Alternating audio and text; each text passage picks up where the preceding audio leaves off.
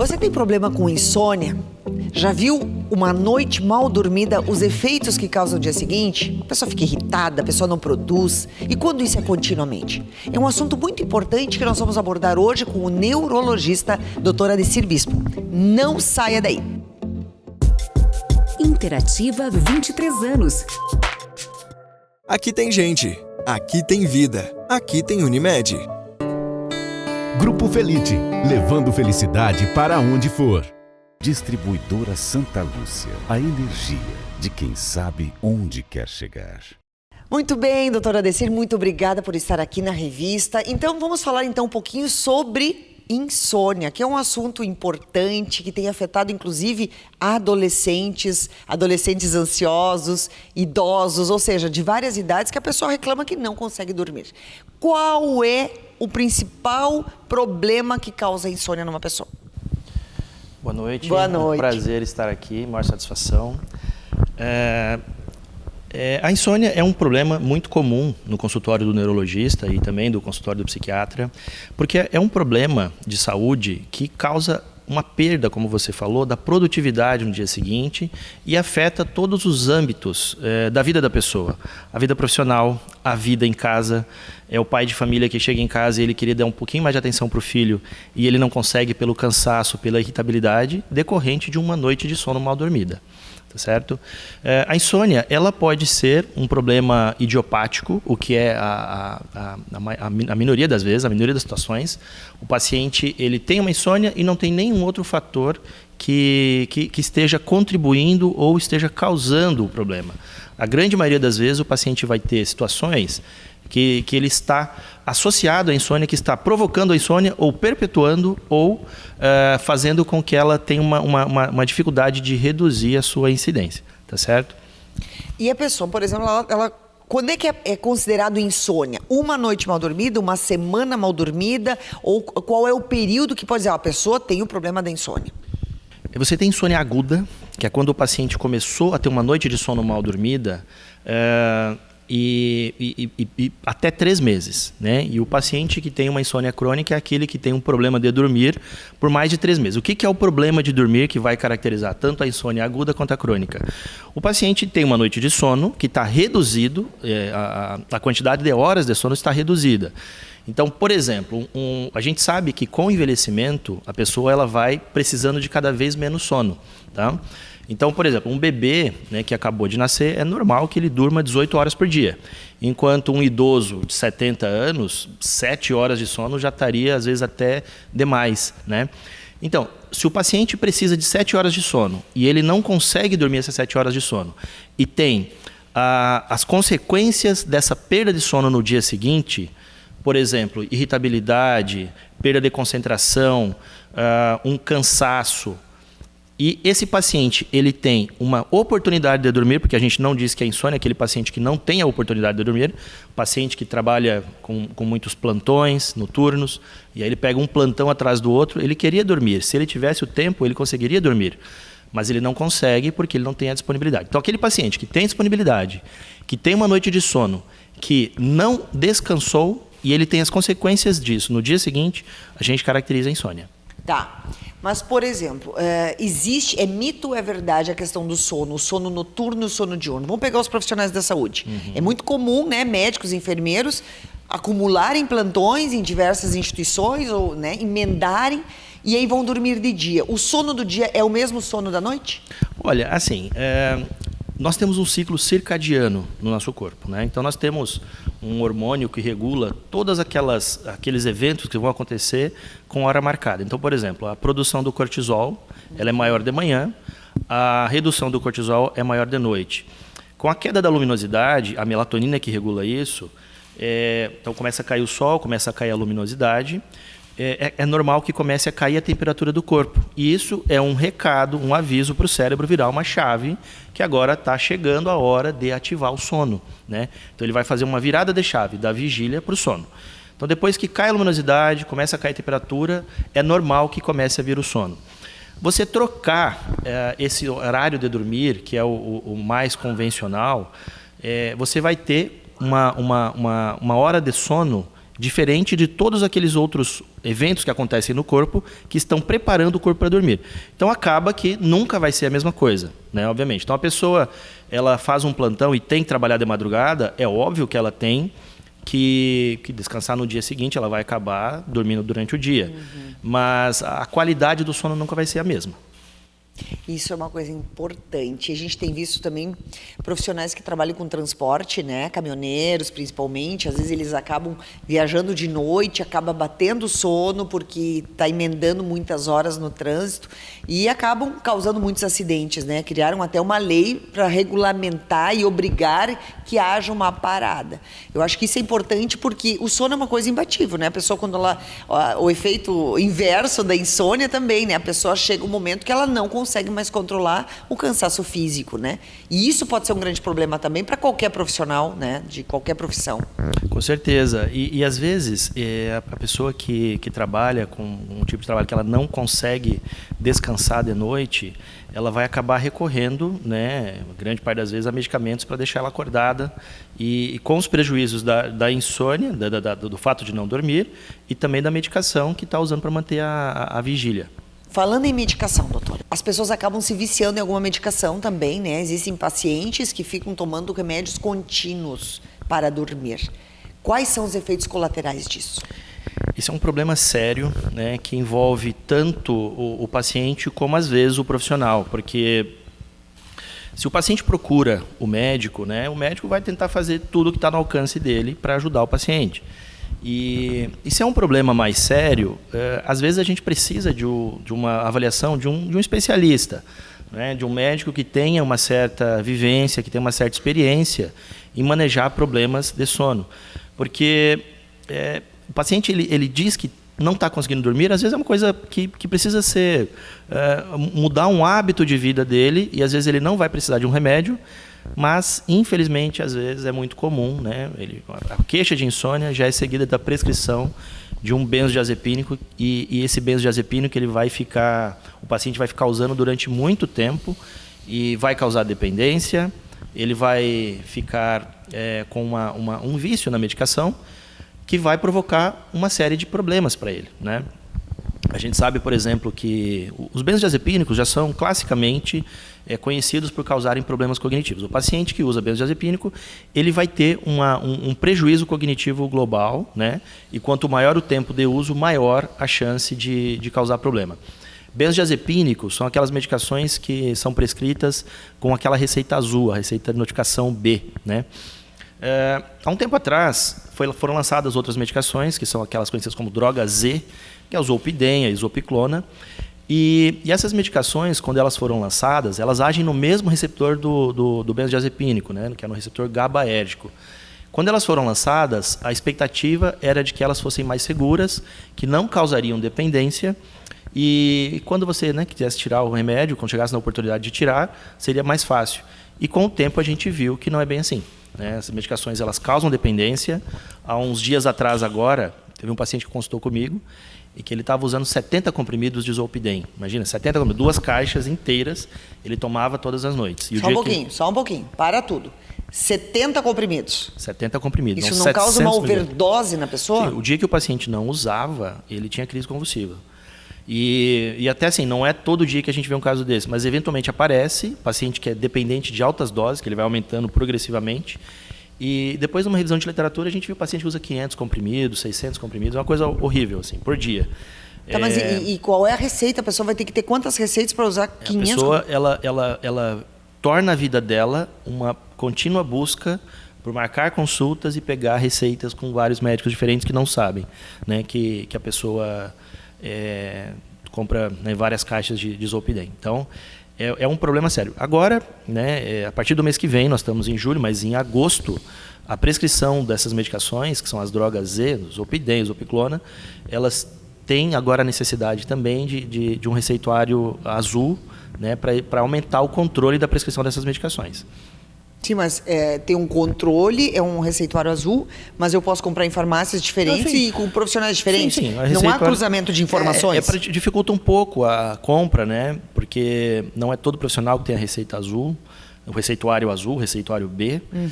Então você tem um controle um pouco maior, né? E era necessário mesmo, porque existe uma super prescrição dessas medicações.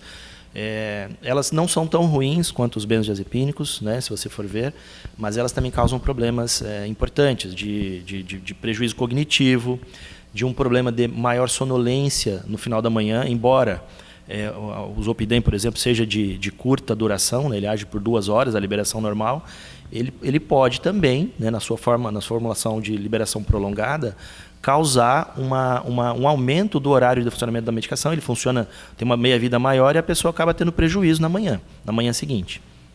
E essa pessoa, como a gente usa a expressão desmamar do remédio, é possível desmamar uma pessoa que toma uma medicação 10 anos, 15 anos para dormir? E com essa quantidade de remédios? Essa é uma pergunta muito interessante. É claro que, por exemplo, esse paciente, né, que eu falei do uso abusivo, por exemplo, do Zolpidem, é um caso de um paciente que não tem só insônia. Esse paciente tem outros problemas, né? Tem um problema de personalidade. Ele estava acompanhando também com um colega psiquiatra e me procurou por conta das crises convulsivas, que depois a gente descobriu que era pela abstinência, né? A abstinência dessa medicação. Da medicação. O dia que ele não usava, ele tinha crise epilética. E essa medicação para dormir? Para dormir, exatamente. Pois é, essa é uma pergunta muito interessante, tá? Que é possível desmamar, vou dizer, a grande maioria dos pacientes, tá? Quando o paciente chega no meu consultório, por qualquer motivo que seja, e ele me diz que está usando o Zolpidem, ou está usando um benzodiazepínico, clonazepam, diazepam, nitrazepam, cloxazolam, por aí vai, às vezes ele me procura por um outro motivo, procura por tremor, procura por outra coisa, e a hora que eu vejo a medicação, né, a gente sabe, pergunta para o paciente por que foi prescrito, e às vezes ele já está usando há 10 anos, 15 anos, e a gente, olha, nós vamos fazer um planejamento da retirada do remédio, né? Tem que ser bastante devagar. Às vezes a gente precisa transformar uma formulação comprimido para gotas, e tirando devagar, e corrigindo alguns hábitos que o paciente pode ter que estejam atrapalhando o sono. Isso é um assunto bastante importante, bastante interessante também, porque a falta de sono, a insônia em si, grande parte das vezes é decorrente, né, a sua maioria, por pacientes que têm um hábito de sono ruim ou tem uma falta de um hábito bom para ajudar no sono. Isso é um item que eu acho que é importante falar também, porque tem pessoas que acabam se alimentando muito tarde, né? Então eu vou comer um churrasco às 11 da noite para dormir 11h30, meia-noite. Isso também vai afetar o teu sono, porque obviamente tu não consegue ter um sono muito tranquilo porque tu tá com uma barriga pesada, com carne, o teu organismo vai ficar trabalhando. Isso afeta também? Pode causar insônia? Demais, mas esse não é até o principal problema, né? O principal problema que a gente tem, vamos dizer, de hábito ruim que nós temos, que atrapalha o sono, é ter uma televisão no quarto, tá? Ter a televisão no quarto. Eu sempre falo isso para o paciente. Não é assistir. Você ter a televisão no quarto, desligada, você foi lá e cortou o fio, ela está atrapalhando a dormir. Por que isso, né? Porque o nosso cérebro, quando você chega naquele ambiente, que é o seu quarto, que é o local de dormir, em que você tem que ter um local escuro, tem que ter um local com um colchão bom, confortável, pouco barulho, ali vai favorecer essa virada de chave da vigília para o sono. E aí você tem ali uma televisão. Isso é um recado para o meu cérebro. Olha, esse é um local de entretenimento. Aí você tem uma televisão, você tem o tablet, você tem o celular, tem o computador, tem livro no quarto. Essa virada de chave vai atrapalhar. E livro, realmente, até o livro, né? A gente diz assim, que a pessoa que tem problema de dormir, ela está consultando com o médico por um problema de sono, ela tem que favorecer ao máximo. Até o livro no quarto atrapalha, porque o livro não é para dormir, né?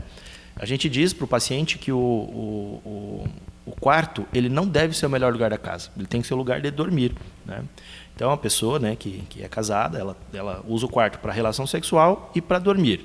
Tirando isso, tudo que faz no quarto a mais vai atrapalhar, né? Então, às vezes o paciente fala, doutor, eu conheço uma pessoa que tem lá uma biblioteca inteira no quarto dela. Eu falo, eu também conheço um paciente que toma 2 litros de café antes de dormir, toma 1 litro de Coca-Cola e consegue dormir. Mas esse paciente está lá na cama dele, lá dormindo, e você não, você está me procurando. Então, para você não serve isso. Para você tem que ajudar nesses hábitos. Então, essa questão do ambiente, do quarto, é a mais importante de todas. Então, a pessoa tem que ter um lugar para ela assistir televisão, para ela mexer no celular, para ela ler o livro, para ela fazer o que ela quiser, mas o quarto deixa reservado para o horário de dormir. Antigamente falava, a questão da televisão com as ondas eletromagnéticas que fazem mesmo, né? O cérebro fica... Só que hoje nós temos o celular que tu carrega no bolso aonde tu vais. Então, é bem mais complicado porque a pessoa fica ali nos videozinhos, no TikTok, no Instagram, no YouTube, vendo videozinhos. E hoje não é mais só com os adolescentes. Eu conheço vários adultos e idosos, inclusive, que antes de dormir vão dar uma olhadinha para dar uma risadinha, para ver algum programa de entretenimento, ou mesmo o próprio TikTok, que é só besteira, é só coisas engraçadas, e que tu fica passando a tela. E aquilo é viciante quando vê a pessoa já está 2 horas olhando aquela tela azul e vendo coisas, Então, daqui a pouco o teu cérebro não vai desligar mesmo. E isso é um grande problema. Como fazer para que essa nova geração consiga entender isso? Esse abre um leque para uma outra questão que é muito importante, que é essa questão de telas, né? A questão de telas não atrapalha só o sono, atrapalha um monte de outras coisas na nossa vida. Mas você falou da luz azul, é bastante interessante isso da luz azul, porque esse comprimento de onda que sai desses aparelhos, né? É uma luz que faz parte do espectro azul, e a luz azul, ela atrapalha a nossa glândula pineal, a produção da melatonina, e ela desregula o ciclo circadiano. Não só o sono, todo o ciclo circadiano. O que é o ciclo circadiano? O ciclo circadiano são aqueles eventos, aquele ciclo de eventos que tem um horário predeterminado para acontecer. Produção do cortisol, a temperatura do corpo baixar, o horário de começar a ter sono, o horário de despertar com a luz do sol saindo. Tudo isso é ciclo circadiano. Então a luz azul desregula isso, né? Agora, você falou de uma questão mais importante até que a luz azul, que são esses vídeos rápidos. Então você tem ali os vídeos curtos, né, que você está vendo um vídeo, aí 15 segundos depois já tem um outro vídeo. E você fica ali passando. Cada vídeo daquele leva a uma sensação de prazer, né, traz uma... isso aí é comprovado em estudo, que existe uma produção de dopamina nos núcleos da base, e essa dopamina gera um prazer para a pessoa. É bastante interessante falar sobre isso, porque há uns dias atrás eu estava dando uma aula sobre telas, e essa produção de dopamina, ela vai reduzindo conforme o tempo vai passando. E aí a pessoa, para ter aquele mesmo prazer, ela tem que aumentar um pouco mais a exposição.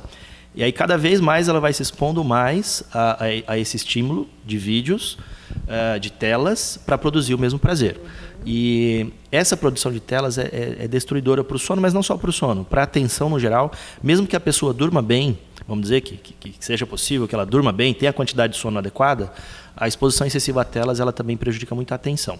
Esse é um alerta importante que eu acho que a gente tem que passar para as pessoas, porque é um vício, é o vício do século, né, doutor? É um vício do século.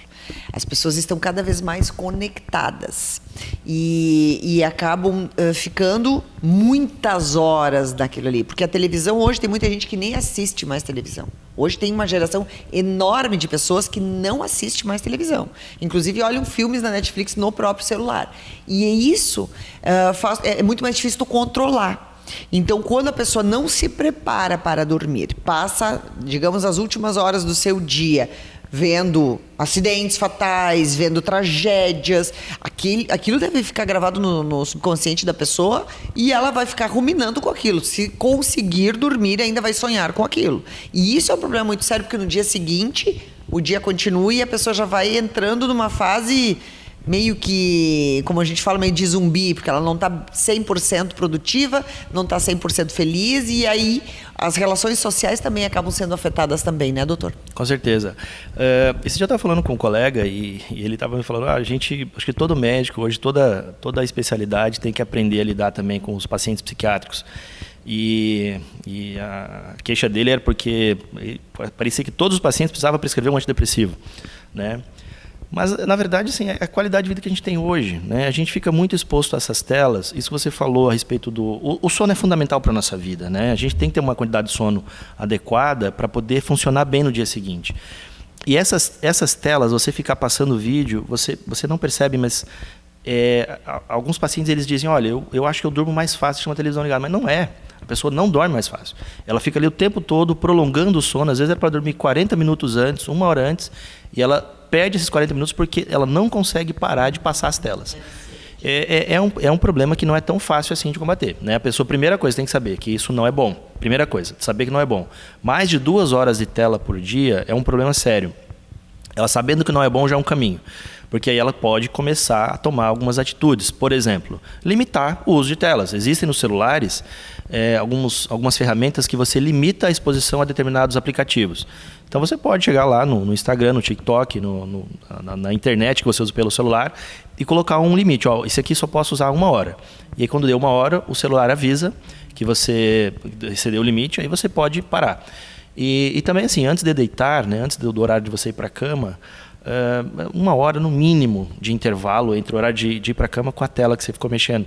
Não é que você não possa, né? Você pode mexer no Instagram, mexe, mas 1 hora de intervalo para o horário de deitar seria bastante interessante, bastante razoável.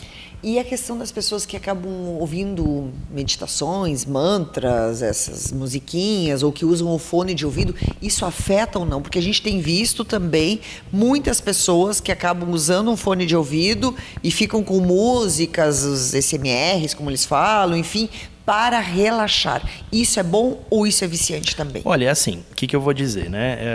Se a pessoa ela faz esse tipo de coisa e ela está dormindo bem, olha, eu não vou falar para ela parar, entendeu? Eu não falo.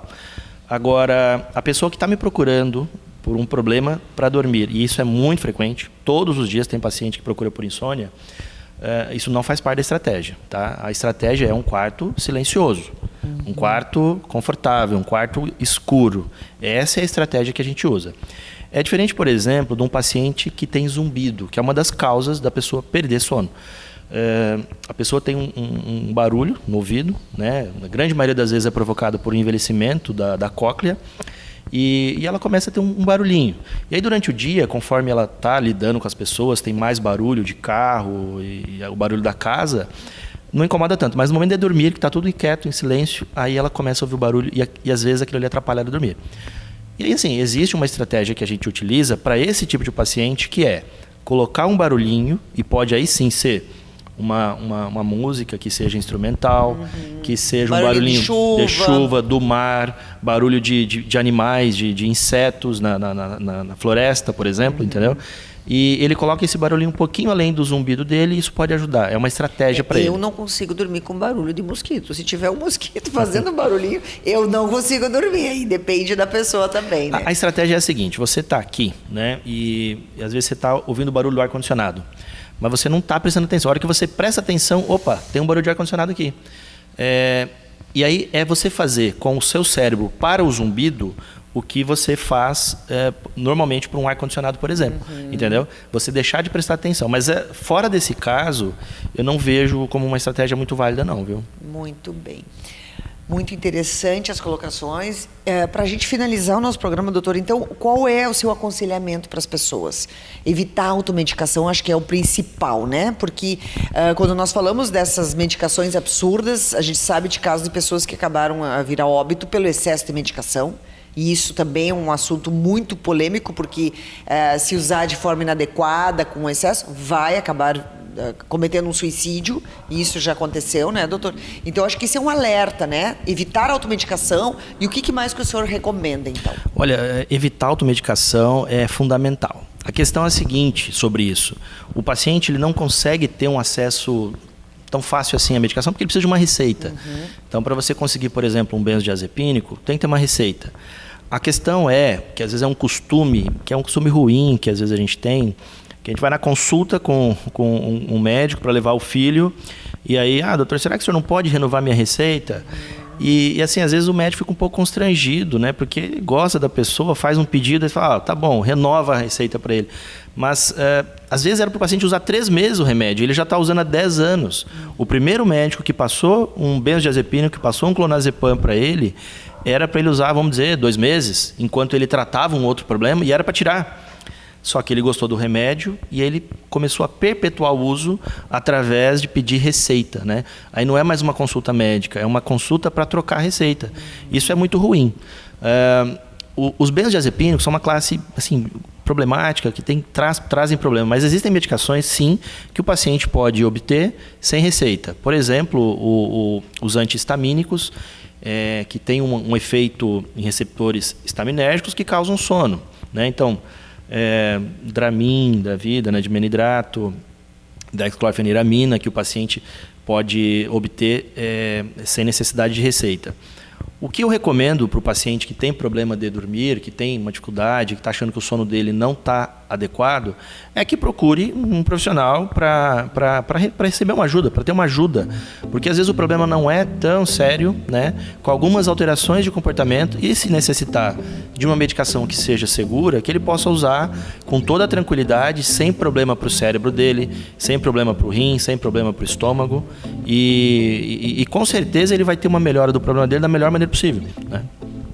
Bem, muito obrigada, doutor, então, por essas informações. E fica a dica, então. Evite a automedicação, procure um profissional. Muito obrigada. Muito obrigado.